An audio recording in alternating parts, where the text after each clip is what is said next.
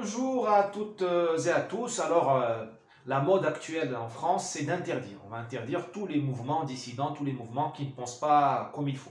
Mais on devrait quand même commencer par appliquer la loi. Commencer par coffrer, pourchasser, punir selon la loi, hein, les rappeurs, les humoristes, tous les ennemis de la France qui vous disent qu'il faut violenter la femme française, je suis poli, qui vous disent qu'il faut violer la France, et je suis poli encore, qui vous disent que la France est un pays qui mérite de disparaître, à la Kalachnikov ou à l'acide ou autre. Voilà, commençons par punir ces gens-là. Nous avons embêté le monde entier autour de Charlie Hebdo, autour de sa liberté d'expression. Eh bien, je ne vois pas pourquoi nous admettons Charlie Hebdo malgré ses excès, et nous n'admettons pas des mouvements qui tout simplement ne pensent pas comme il faut.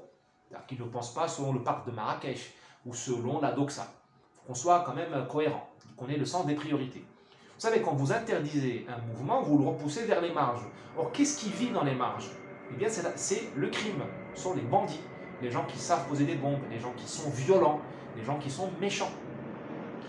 Est-ce qu'on veut des maquis en France? Est-ce que vous voulez transformer nos opposants en maquisards?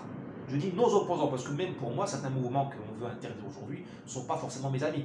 Moi, je préfère avoir des adversaires avec lesquels je discute, éventuellement autour d'un café, ou qu'on se balance des invectives, mais pas des bombes. Est-ce que vous voulez transformer vraiment des mouvements comme ça de jeunesse en des mouvements clandestins qui sont méchants, aigris, qui vivent dans le ressentiment?